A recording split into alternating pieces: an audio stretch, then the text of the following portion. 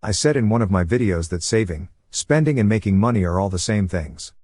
A subscriber asked me to explain in more detail what I meant. So I decided to make a small series of very simple short videos explaining what I meant. This is video number 1. The problem is that sometimes when I start talking about this stuff I cannot stop. So I am hoping that this series will only be a few videos. Before I get into it, let me start by telling you what you are looking at. This is the train station in downtown Chicago. When I worked in Chicago, I would take the train from the suburbs into the city.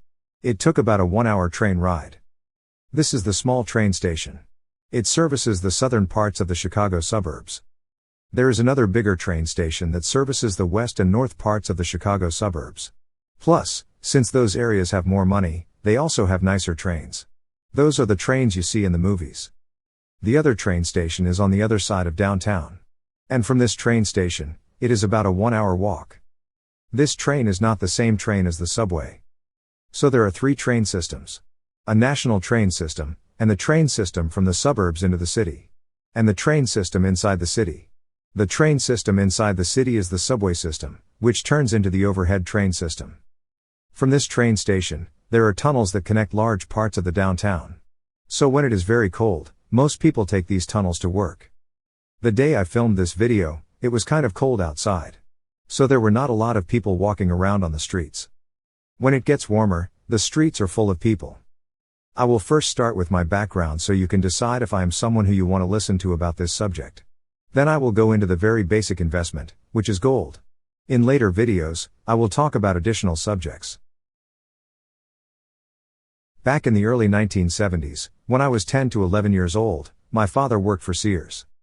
Back then, working for companies such as Sears or Kmart was like working for Apple, Starbucks or Amazon today.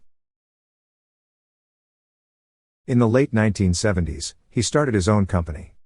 He had a showroom in downtown Chicago. When I was 13 or 14, I went with him on business trips. Sometimes he would visit customers, and he would present products.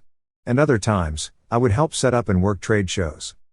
Sometimes while on the road, he would meet up with old colleagues, and I would sit at the restaurant while they talked. People from Sears, Kmart, and Montgomery Wards, which were all international retail chains. So indirectly, I learned a lot just from listening to them. Then my brother got out of college and started working for my father. My brother did not graduate college.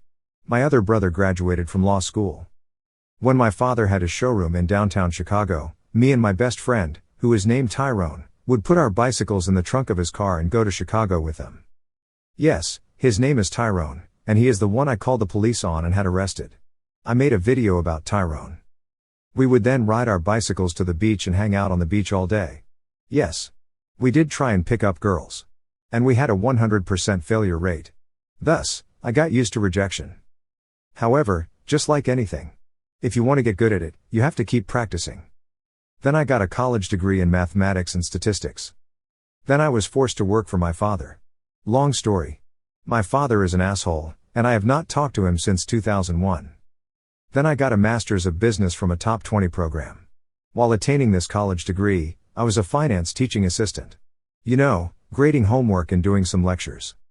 After grad school, I had a few jobs. I worked at Nestlé, Paramount Pictures, Universal Studios, Harris Bank, Caremark Pharmaceuticals, and a few other companies. I would mostly take data from their computers and compile financial reports, and I was a project manager.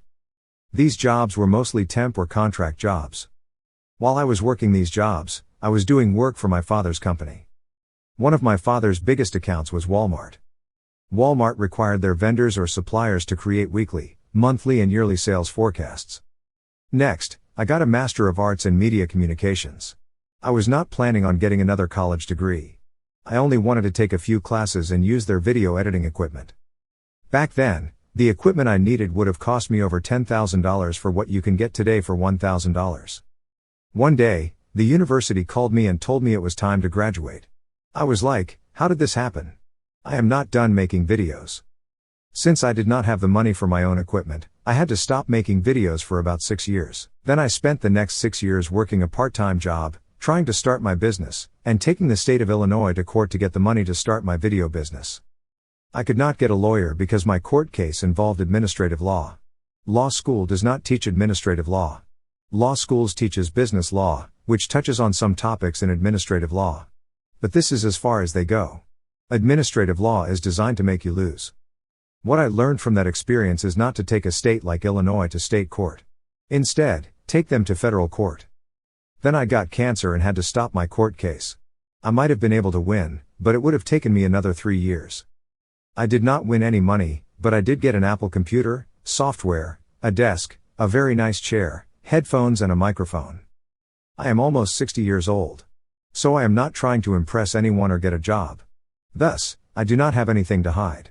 It is what it is. If my stories help someone, then I did some good. Now, all I am trying to do is get to Thailand or the Philippines. And live on a beach or close to a beach. No more pursuing money. Hopefully. Everyone knows that investments is money you cannot use. You have to wait until it matures. So investing is like spending and saving money. Since investments are supposed to grow your money, then it is like making money. The first topic in this series is about gold. If you remember anything from this video, remember this. Do not buy gold. I said, do not buy gold. Gold is one of the worst or bad investments you can purchase. Gold does not increase in value over time. For example, let's say that 10 ounces of gold today will buy you one candy bar. 100 years into the future, 10 ounces of gold will still only buy you one candy bar. Gold only keeps up with the international market rate of inflation. This means you will not lose any money with gold, but you will not make any money with gold. Yes. 10 ounces of gold today might be worth $1. In 100 years, 10 ounces of gold might be worth $5. In the 1970s, a giant-size candy bar cost $1. And today, the same size candy bar cost $5. The gold coins or gold bars you see on television. In my opinion, they are a rip-off. A scam. I met people who purchased these gold coins in the early 1990s and have not been able to sell them. These gold coins are mass-produced. They have been mass-produced since the 1980s and sold all over the world. This means that they are not rare or unique. Therefore, they are not collectible items. Plus, you do not know how much gold is truly in one of these products. Gold is a soft metal, and because of it, they have to add another metal to give it structure. No real buyer of gold is going to take your word about how much gold is in these products. These products will have to be melted down to see just how much gold is in them. This process is not cheap. Thus, you will probably end up owing them money. Because of it. This type of gold is mostly done on an industrialized scale, and sold to make products such as computers and cell phones. Gold jewelry is different. This is a different market, thus different buyers, and therefore has different expectations. And we all know that there are a lot of fake gold jewelry out there.